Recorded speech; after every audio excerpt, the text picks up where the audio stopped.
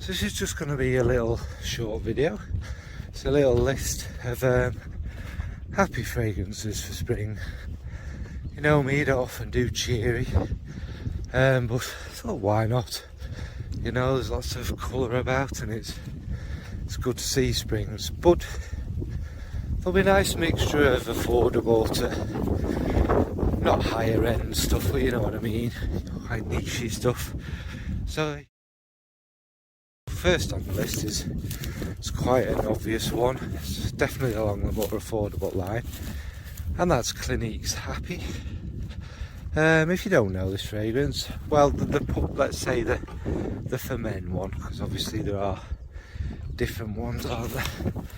And if you don't know it, it's like this basic, it's a bit a mixture of citrus, a lovely kind of orangey note in there. There's a few kind of florals, but what it is like a bright, happy, citrusy one that is kind of a bit effervescent, not quite fizzy, but it's getting there, and it's all these yellows and whatnot, and it's a really affordable one. I don't need to waffle on.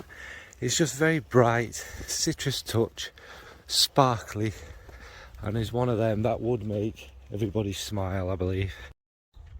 Next on the list, surrounded by all this yellow, which is not mimosa by the way, but is Masque Milano's Reflection. This is one I've spoken about quite a lot.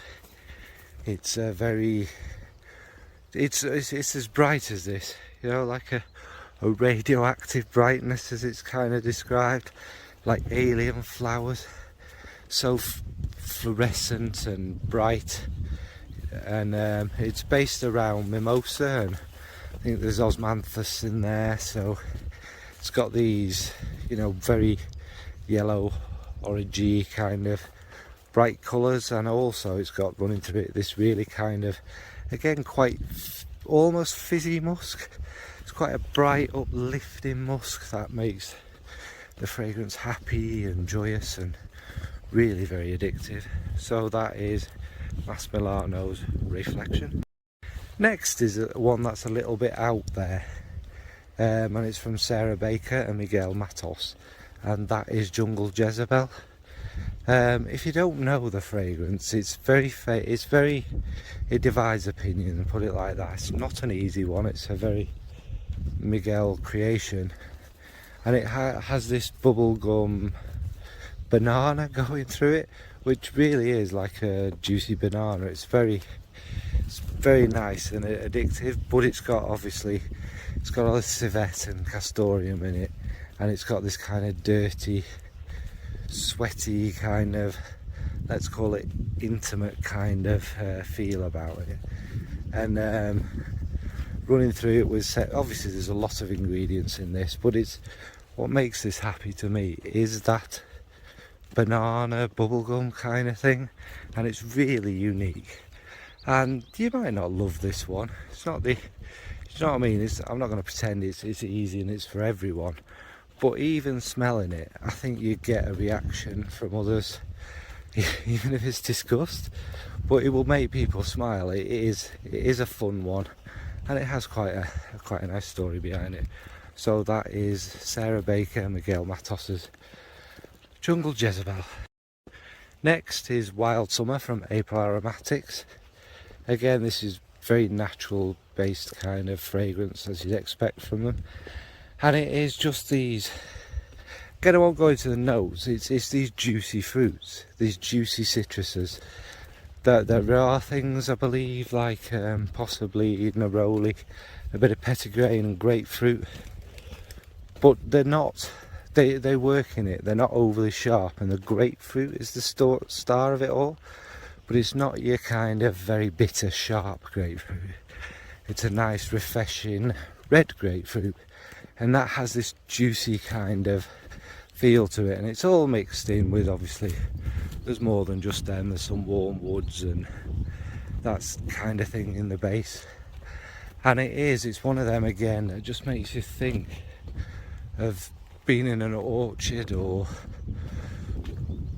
you know, well, it's an orchid to me, but some people say orchid, different thing. But yeah, being inside one of these fruit orchards and picking off the fresh, juicy, dripping fruits off it, biting into it with the warm sun all around you, and that refreshingness from the citrus, the juice squirting over you a bit, and you know, that heating up in the sun. It's a beautiful fragrance. So that's Wild Summer from April Aromatics. Next, it wouldn't be a video from me if we didn't have a Killian in there, would it really? And it's quite difficult to think of just one from them. You could obviously, Playing with the Devil's a good one, or you know, other fruity ones are available, but what I went for was Flower of Immortality, which is this beautiful stream, cool summer stream of white peaches, peach blossoms. I think again there might be osmanthus in it, or other sort of white florals giving it this kind of beauty. This way's a dead end in it, and it all comes together to make this kind of, you know, one of them watery ones that's refreshing, but it's got the right amount of sweetness in it. It's got them beautiful musks. Again, it will just make you happy. The peaches smell divine, don't they, really?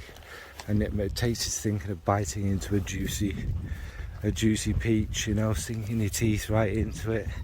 Your teeth marks left on the skin there. It's just a beautiful fragrance. So that is Flower of Immortality from Killian. And the final one is an old classic again. It is not one. It's not one I'd wear in the heat, certainly, but on a cooler day is Burberry's Touch. And that, it basically is this mixture of violets. Although violet's not listed, the violet flower, there's definitely violet in there. There's this little touch of Parma violet, which I think takes us all back to our youth, our childhood, of just loving them sweets. And it is quite powdery.